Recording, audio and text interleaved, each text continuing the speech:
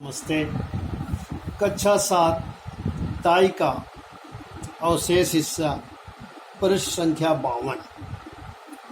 एक छोटा भाई है, उसका नाम कृष्णदास। दोनों भाइयों का परिवार एक ही मकान में रहता है। बाबू रामजी दास की आयु 35 वर्ष के लगभग है और छोटे भाई कृष्णदास की 26 वर्ष के लगभग। रामजी दास निसंतान हैं। कृष्णदास की 2 संतानें हैं। एक पुत्र, वही पुत्र जिससे पाठक परिचित हो चुका है, और एक कन्या है। कन्या की आयु 2 वर्ष के लगभग है। रामजी दास अपने छोटे भाई और उनकी संतान पर बड़ा स्नेह रखते हैं। ऐसा स्नेह कि अपनी संतानहीनता कभी खटकती ही नहीं। छोटे भाई की संतान को वे अपनी ही संतान समझते हैं। दोनों बच्चे भी रामजी दास को अपने पिता से अधिक समझते हैं, परंतु रामजी दास की पत्नी रामेश्वरी को अपनी संतानहीनता का बड़ा दुख है। वे दिन रात अपनी संतान ही की सोच में घुला करती है। पति को अपने भाई के बच्चों से प्रेम करते देख उनका दुख और भी बढ़ जाता है। वे जब जब अपने पति से कहती, हमारे पश्चात हमारे वंश का नाम कैसे चलेगा, बाबू साहब हंसकर बोलते, अरे तुम भी कहाँ की बातें ले आई। नाम संतान से नहीं चलता, नाम शुभ कर्मों को करने से चलता है।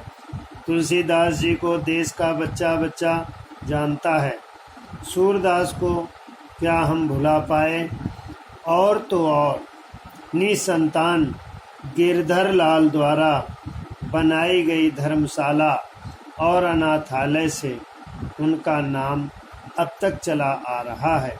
रामेश्वरी शास्त्र में लिखा है, जिसके पुत्र नहीं होगा उसकी मुक्त नहीं होगी। बाबू साहब तो क्या सभी पुत्रवानों को मुक्ति मिल जाती है?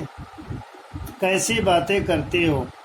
पति के तर्कों के सामने रामेश्वरी निरुत्तर हो गई।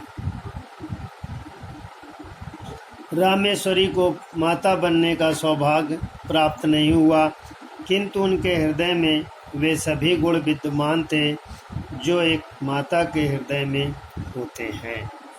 उनका हृदय उन बच्चों की ओर खिंचता तो था, परंतु जब उन्हें ध्यान आता था कि वे बच्चे मेरे नहीं दूसरे के हैं, और तब उनके प्रति न जाने क्यों द्वेष उत्पन्न हो जाता।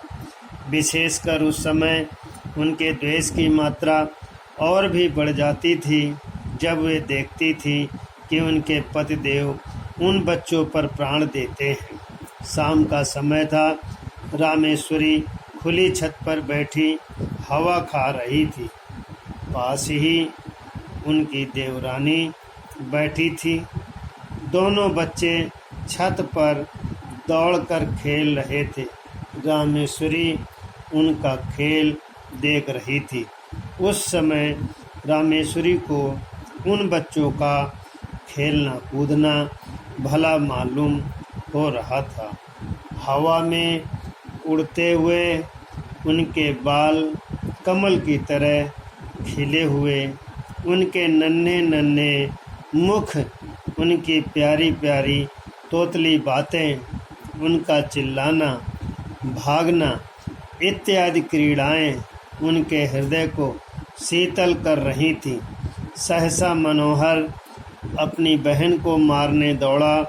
वह खिलखिलाती हुई रामेश्वरी की गोद में जा गिरी।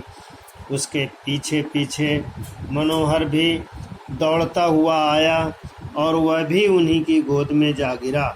रामेश्वरी उस समय सारा द्वेष भूल गई। उन्होंने दोनों बच्चों को हृदय से लगा लिया और जी भरकर दोनों को प्यार किया। उस समय यदि कोई अपरिचित मनुष्य उन्हें देखता तो उसे यही विश्वास होता कि रामेश्वरी उन बच्चों की माँ है। दोनों बच्चे बड़ी देर तक उनकी गोद में खेलते रहे।